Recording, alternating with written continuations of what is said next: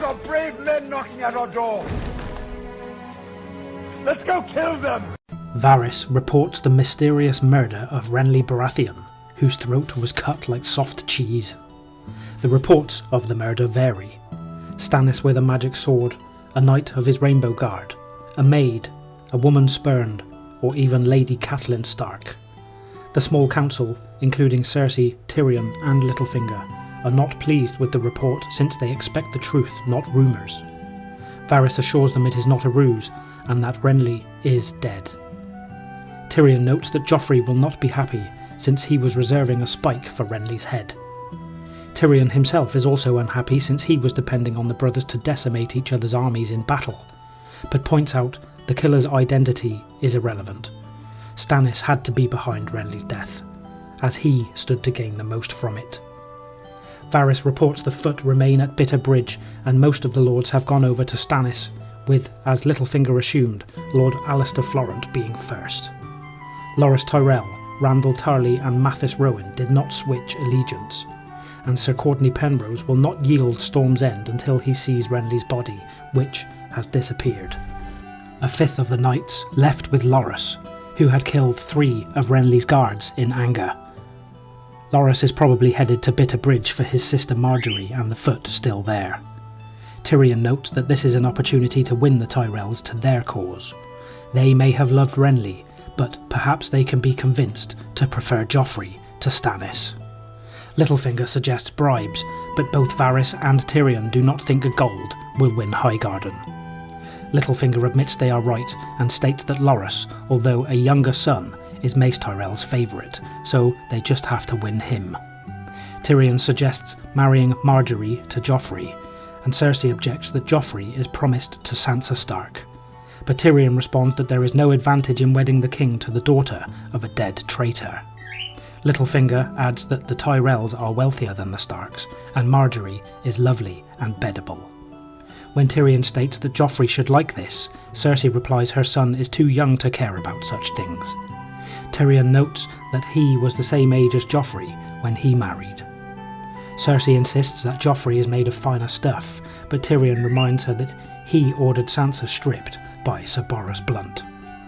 Tyrion has spoken to Varys about arranging a secret visit to Chataya's for Joffrey.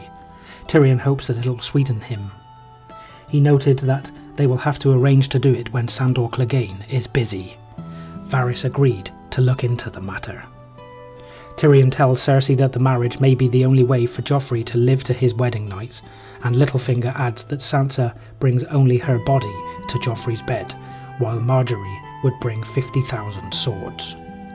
Varys adds that the needs of the realm come before the king's own desires, and Cersei states that the king would never agree to Renly's leavings, and Tyrion replies that when the king comes of age in 3 years he can make his own decisions, but until then he does as the hand of the king and the regent say. Cersei agrees, but warns them if Joffrey does not like Marjorie. Tyrion brings up the need to send one of them to Bitter Bridge before Loras' blood cools. Loras will scarcely deal with Bronn or Shagga. Cersei first recommends Sir Jacelyn Bywater, but Tyrion points out that whoever they send must be able to make decisions for the king and council. Cersei recommends Tyrion as Hand of the King, and Tyrion recommends Cersei as the king's mother. Littlefinger volunteers, stating he would make a poor hostage and neither Loras nor Mace bears any enmity towards him. Tyrion does not like it since he does not trust Littlefinger, but if he leaves King's Landing for any time, everything he worked for would be undone. There is fighting on the route to Bitter Bridge, so Littlefinger would need a strong escort. Tyrion initially offers 100 gold cloaks, and they agree on 300, plus 40 knights with squires to give Littlefinger a knightly tale to impress the Tyrells.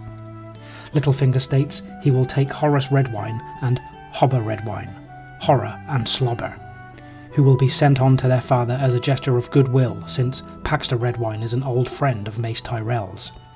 Cersei expresses wrath at this, since House Redwine would have declared for Renly except for the twins being held hostage. Littlefinger notes that Renly is dead and Stannis and Lord Paxter have an enmity against each other from the siege of Storm's End. Tyrion decides to send Sir Hobber and keep Sir Horus in King's Landing.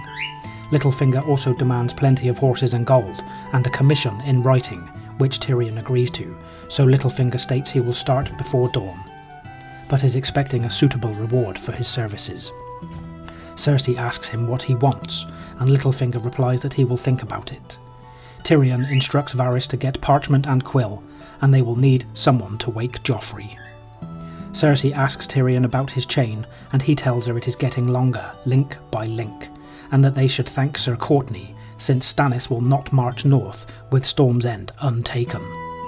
Cersei now tells Tyrion that he has been a great help, contrary to what she expected, and kisses him on the brow. When Cersei leaves, Tyrion tells Bronn that Cersei is up to something, and asks Bronn to find out what, because Tyrion hates surprises.